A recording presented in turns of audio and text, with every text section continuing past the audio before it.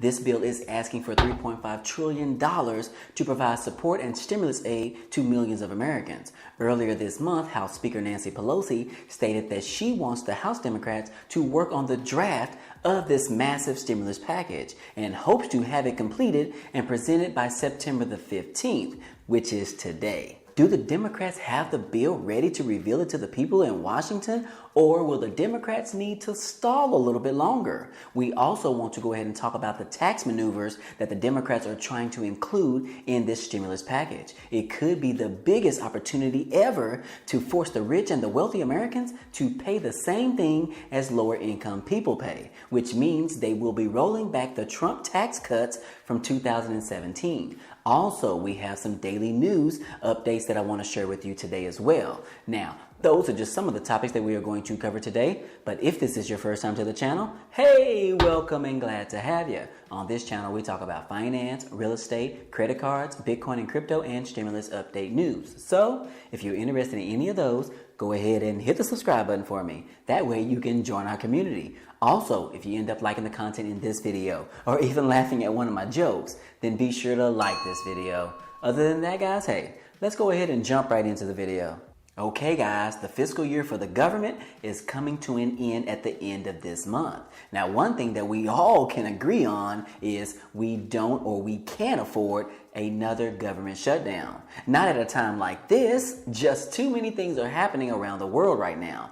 Lawmakers are trying to come in unity to extend the debt ceiling, but considering the Democrats are in charge right now of the House, the Senate, and the presidency, Republicans have vowed to stand in opposition to raising the debt ceiling to borrow more money. Now, don't get me wrong, guys. The government continues to borrow money it can't afford to pay back. And some people need to make the tough decisions to do something about it. This is not the time to flip the script and stop borrowing money. Mitchie Mitch, or Mitch McConnell, has already reiterated that the Democrats must raise the debt limit on their own. He said himself, or anyone in the Republican Party, will be helping in raising the debt limit.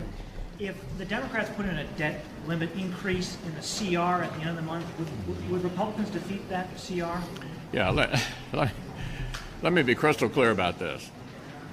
Republicans are united in opposition to raising the debt ceiling, not because it doesn't need to be done. So I want to make sure everybody clearly understands this.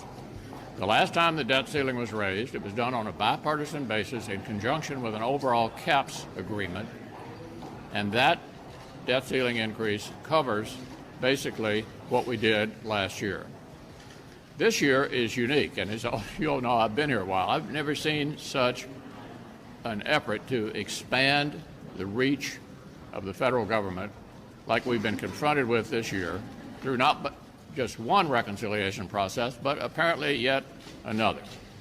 So if they want to do all of this on a partisan basis, they have the ability and the responsibility to ensure that the federal government not default, and they will have to take care of that. Now, in addition to that, Ted Cruz of Texas stated that he was set to filibuster any Democratic attempt to raise the debt limit. So it looks pretty clear that the politics is taking over regardless of how it affects the American people. We are going through it right now, and people are still left with no jobs. People still don't have enough food on the table. Some people even facing evictions right now. And now it seems like the Republicans want to make sure that we have a government shutdown. Now, if that happens, and depending on how long it goes on, that could prevent some Americans from receiving some of the benefits that they receive right now from the government. It could really turn into a disaster if that happens. So again, here we have lawmakers that are making millions of dollars every year, making the decisions that could hurt low-income individuals. And on top of that, what they are already dealing with. But Democrats have said that they would like to lift the debt ceiling for it to be a bipartisan exercise, considering much of the current debt was racked up under former President Trump. Now, Senate Majority Leader Chuck Schumer said on Tuesday that neither party can wash its hands of the responsibility to pay the bills of this country. The Democrats need 60 votes in order to increase that debt limit, but the Republicans stand in opposition. Now, if the Democrats are unsuccessful in getting at least 10 Republicans to vote on the raise, the debt ceiling is expected to be breached sometime in October. Meanwhile, the Democrats continue to move forward with the social spending bill. The Democrats are still struggling with the social spending bill in getting enough support to make it all happen. Senator Joe Manchin continues to be a huge bottleneck in getting this legislation created and passed. Manchin continues to stand in opposition of this massive $3.5 trillion stimulus bill without knowing exactly what's going to be included in it. Manchin's biggest concerns with supporting this bill right now is he doesn't feel there is an urgency to do it right now versus later.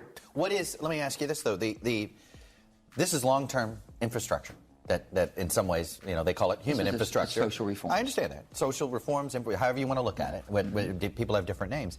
They take investment. This isn't short-term, and it wants to be paid for. And if it's paid for, there shouldn't be an inflation problem. And the only thing I have said, there's not a rush to do that right now. We don't have an urgency. Don't you think we ought to debate a little bit more, talk about it, and see what we've got out there? So you're not against this? You could support this $3.5 trillion plan? No, I cannot support $3.5 trillion. Okay, so that is okay, all right, now we're getting to Brad. It is not a time issue. It really is a cost issue.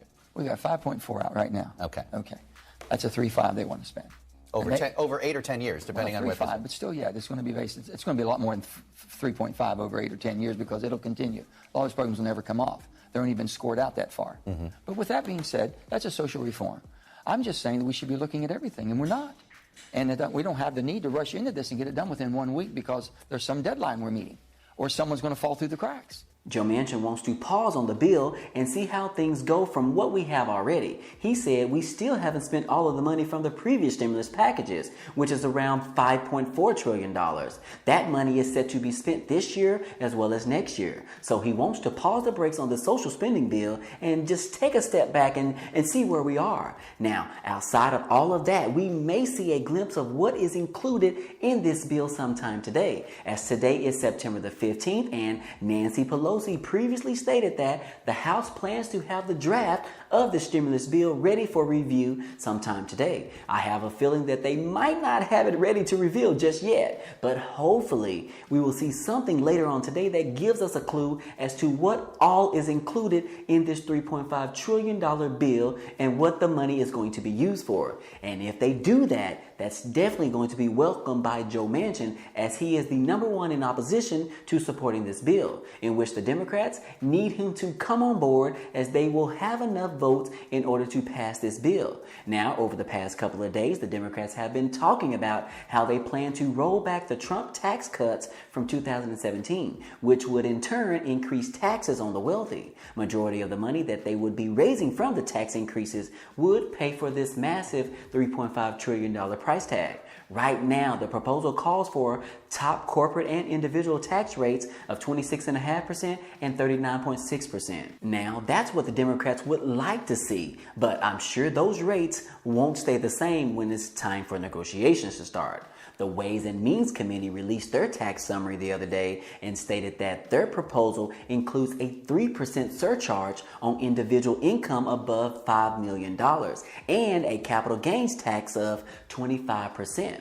And like I said, the money from the tax increases would potentially pay for the entire $3.5 trillion price tag. But what happens after they pay for the stimulus bill off completely? Well, we don't know exactly how much they could raise with the new revenue after the social programs have already been paid off. But in all fairness, the tax proposals are very needed right now, especially when we're in a debt in this country and we need to raise or increase taxes in order to raise additional income in order to pay for things like getting our roads fixed and putting more money into Social Security workers and just so much more. Now, surprisingly, Joe Manchin does believe that the 2017 tax codes, they do need to be adjusted. The Democrats want to raise it from 21% to 28%, but Joe Manchin thinks that that number is way too high. Manchin wants to see the tax cuts be raised to around 25% instead of 28%, which is just a little bit lower from what the Democrats want, which I think the Dems meeting Manchin in the middle on that number is actually feasible during the negotiation stages, which would come later on. Better yet, everything is negotiable at this time in order to get the right people to support this bill. So if Joe Manchin pulls his weight and won't support this bill unless it's $2 trillion, then the Democrats might be forced to lower that amount of the bill in order to get Joe Manchin's support. Last week, Manchin said he only supports between $1 trillion and $1.5 trillion for the stimulus bill, but he does not support $3.5 trillion. Now, hopefully later we will get some more information in regards to what's included in this bill. Now, I will try and return later on today with hopefully some good news regarding the draft of that bill. Hopefully Fancy Nancy can keep her promise on exactly what they have been working on over the past month. I will keep you guys posted on the new details that we receive. And real quick, guys, hey, Amazon is hiring even more people again this year. Amazon plans to hire 125,000 workers with an average starting pay of $18 per hour. This comes after constant pressure from the Biden administration and the American people. Amazon is looking to hire more drivers and warehouse workers, and they also need to fill 40,000 corporate and technology jobs. As Amazon continues to take over the world, they need more people to help them achieve that goal. They also announced that they will pay 100% of college tuition for more than 750,000 U.S. employees. So if you know someone, hey, share this information with them. This has been another fourth stimulus check update. If you enjoyed any of this information or found it to be useful, hey, be sure to hit the like button for us. It definitely helps out a lot, and it also tells YouTube to share this video with others. And if you haven't already, hit the subscribe button for me so that you can be a part of this community, and hit the notification bell to be notified of each new video. Again, as always, hey, I appreciate you guys stopping by and watching, and I hope to see you on the next video.